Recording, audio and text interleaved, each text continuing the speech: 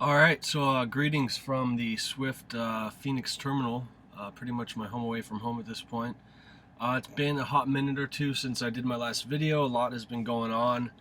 Um, Again, Phoenix, great place. It's February and I'm already sweating, so I'm really not looking forward to rolling through here in the summer.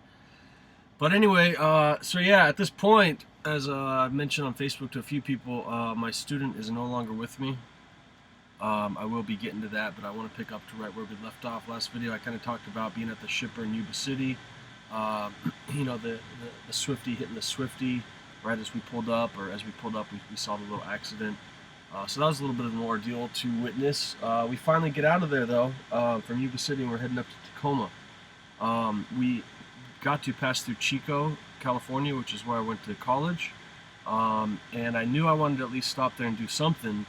And so I know of a tiny little taco truck right off where the 99 meets the 32, so I knew it would be highway on both sides. So we get to the taco truck. You know, I have my shrimp tacos, my tostada, good stuff. My student Brett really enjoyed it as well. And then we we managed to get a good parking spot, totally legal and all that. But then right when we are making our way finally, after eating, we have to... Basically, the 32 is a two-lane highway divided by a block. So two one-way, two the opposite. So we have to go left one block to get back going east. And right as Brett's coming up to make his turn, there just happens to be a CHP truck waiting at that light. So Brett takes his left, and then right in between those two blocks, Brett's like, man, this guy just lit me up. And I'm just like, oh no. So we get pulled over, which is interesting because this is the second time we've been pulled over. First time was just a random inspection. First thing the cop comes up to us on my side, he kind of looks at me, he's like, what are you guys doing? And first thing I say is, well, believe it or not, and I busted out my old Chico state ID, and I said, I used to go to school here. We were just rolling through up to Tacoma, and we just wanted to get some food, and I know that taco truck's off the highway. And so we decided to go, and then we were turning around right here. He's like, well, you're allowed to be on the 32, but you're not allowed to be on this one block to turn around. So it turned into a little bit of an ordeal. We did not get the citation. He just gave us a little level 2 inspection report, and I don't know if the fact that I went to Chico and was able to kind of talk my way out of it, but that didn't settle too well with Brett. The fact that here I am telling him to make a left, and it was obviously illegal, which, okay, I mean, we were just turning around one block and the cop just happens to be there. So that was a little bit of an ordeal straight up right after we left that shipper. We finally get to a scale house where the scale was, or the shipment was at least balanced. That was good. We make our way up to Tacoma, all is well, and then we get our next delivery from Troutdale, Oregon, which is the Swift terminal in Oregon, to Indianapolis, Indiana.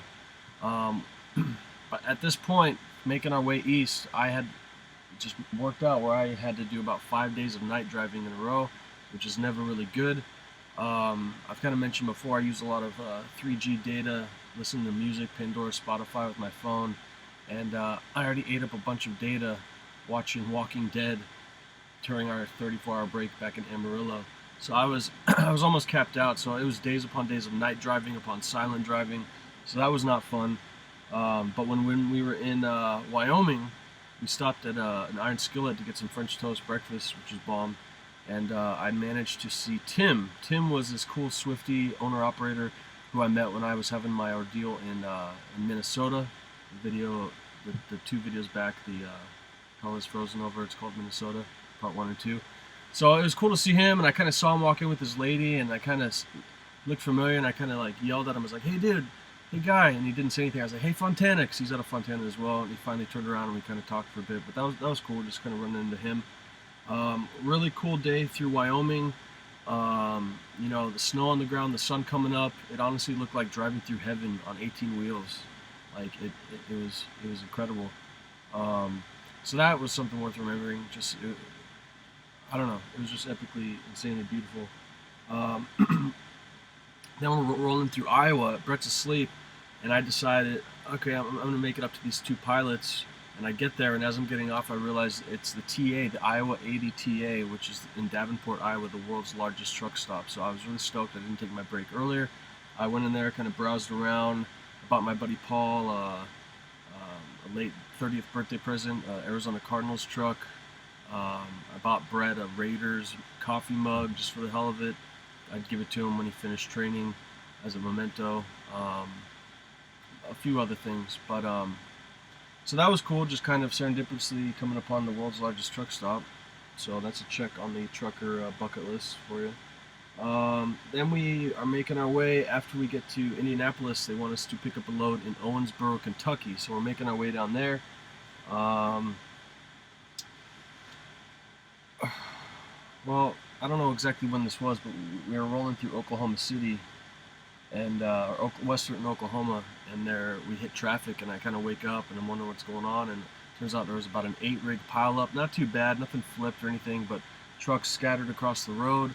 Our lane was at least crawling, but east was completely dead halted, and I made that video, the Understanding in the Car Crash, which is a song I liked when I was a teenager, and it kind of made sense for the fact that here's everyone irritated, sitting here in traffic, but at least you're not one of these guys who just ruin their rig and ruin their freight. So so it was pretty interesting, seeing it probably 8 miles worth, maybe 10, of just backed up trucks. And of course, Oklahoma's the crossroads of America, they call it. So it was just trucks upon trucks, and I thought it'd be cool to make that video. So I did see someone on one of the groups I posted that on. He said he was a former firefighter, and he said that was like pretty much the worst truck pileup he's ever seen. I don't know if he meant traffic or the actual incident itself, but so at this point, now we're in Albuquerque.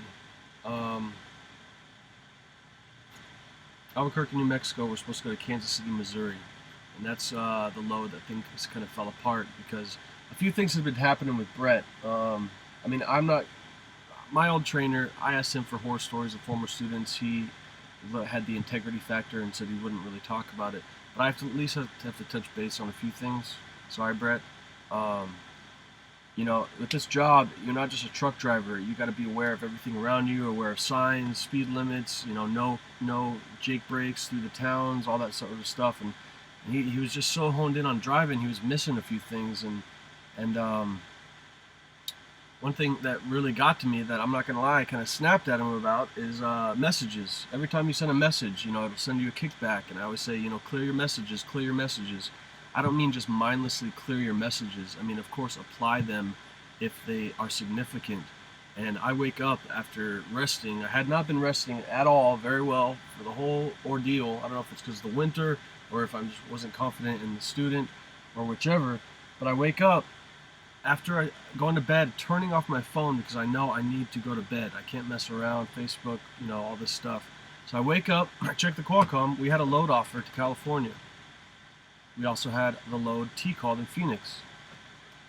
Phoenix is kind of my second home. My girl lives here now, and you know, any opportunity I can get to come to Phoenix is I'm grateful for. So we get this load offer. 20 minutes later, I see on the Qualcomm it's revoked. The trip is revoked.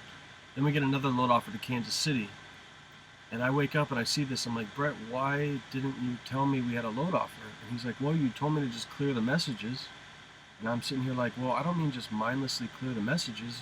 I mean, of course, if it's a load offer, you gotta let me know. And he said, well, I thought, which you do get, you get the load offers texted to you on your phone. But he's like, oh, I thought you get them texted to your phone. I thought you handled that. Because at this point, we had never had a load offer in between trips. It was always at the end. So he is under the impression that I'm gonna get these load offers on my phone, which I do. But A, my phone was off, which he didn't know. But B, he knows I'm asleep. He knows I've been needing rest. So, I mean, I brought it up to him. There's two things with this job. It's money and safety. You know, and if you can't accept a load and keep the truck rolling, we're not making any money. You know, if you don't feel comfortable, like, yelling me down while you're driving, pull over for safety's sake. So that was a big red flag for me, and I was kind of pissed. Significantly pissed, to the point where I probably rubbed him the wrong way. On top of that, the night before, he hit a truck. He barely nicked the headlight, doing a less than a 90-degree turn in a lot. And that was a whole nother ordeal, because we were at a shipper. We had a heavy load. They did not have a scale. So ideally, whenever you have a heavy load, you stop at the next truck stop on your route, you get it scaled. For safety's sake, I input the next address. I looked up the next truck stop, closest one along the way. I routed him to it. And before I went to bed, I told him, hey, I routed you to this truck stop, get it scaled. Once you get it scaled, go to your next destination and get it fueled up. He misunderstood, which again, it reflects back to me. I asked him before I went to bed, I said, you got this? You got this? He said he had it. So he misunderstood. He went all the way to the truck stop to fuel, 166 miles as opposed to 52 where we should have scaled it. He fuels up, he scales out, and then he goes to park the truck in the parking lot to run in and get the scale ticket, and that's when he hit the truck.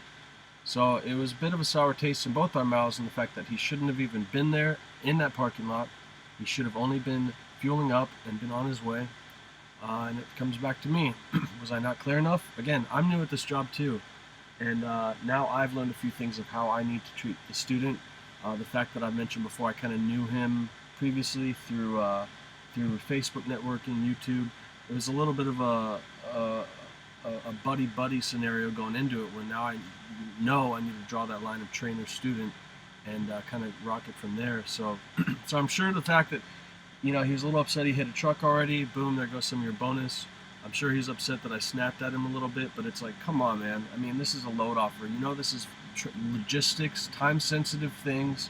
You didn't see a pattern of like, here's a load, 20 minutes, because you have 15 minutes pretty much with Swift to accept or decline a load. You didn't see the pattern of here's a load offer, 20 minutes later it was revoked, and now here's another load offer. Like, what do you see the pattern that might form here?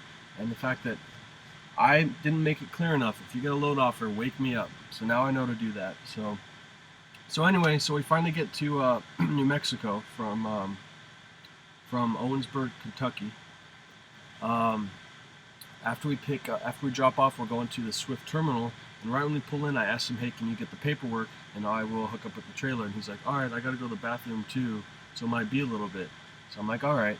So 20 minutes goes by, and he texts me, hey, it's going to be another 10 to 15 minutes. And again, I know we've been eating a lot of Mexican food, but I don't know what bathroom takes 35 minutes. So I walk in, and I kind of know what's going on. I take a big deep breath, and there he is on his phone, and gets off his phone and says, hey man, I'm getting off the truck. So that's pretty much how it went down. No hard feelings. We're still on good terms. I've still talked to him since. He's already got a new trainer. He's been up and walked to Washington since. But the fact is that I learned a few things, he learned a few things. But I mean, come on. You gotta. There's so many facets to this job. You're not just a truck driver. You got to think, and if you can't think, then what the hell are we doing here? So that's pretty much the basis of what happened. He forgot his accident report and his camera, so I had to get that to him. And then he also forgot his toiletry kit, which actually worked out because I slipped in his coffee mug in there and turned it into the dispatch, and they got it to him, and he texted me later being thankful for it. So that was cool. No harm, no foul. They did, however, give me a load offer that night, and I was at a point where I was like, no, I need to sleep. So I had my PTA set for about 10 in the morning the next day. They called me at about 5 in the morning saying, hey, we need this load done. It's a load up to Monte Vista, Colorado. So I was able to make my way up there. One funny thing, though, right when I was leaving the terminal, I saw this homeless person pushing a cart. And what was he wearing? He was wearing a Raiders beanie. So it was just funny. I just thought of Brett being a Raider fan and the whole ordeal. And there's some bum in a beanie with the Raiders logo. So that was just worth laughing at. So anyway, make it to Colorado. Then they want me to get out to Fruita, Colorado, near Grand Junction. And I had to go through the Rockies again, really tight, windy roads, 25, 35, 45 mile an hour. Hit snow for a bit. I did, however, see a wild female ram, which is awesome. Never seen a wild ram. I knew it was female, obviously, didn't have big curl horns. Then I get to that shipper. Really bad mud. I ended up scrubbing and cleaning my floors. I cleaned my whole truck. And at that, I ended up going to an Ambest truck stop, and I got 67 gallons. I needed 75 for a free shower, so I had to pay for my first shower on the road. Blah blah blah blah blah. So at this point, all is well. I've been running solo a couple days. I've had some time off in Phoenix, and believe it or not, through doing all my YouTubes and Facebook, which is how I met Brett to begin with, I already have another student lined up, and I'm about to go to Las Vegas area and then shoot out to Fontana and pick him up.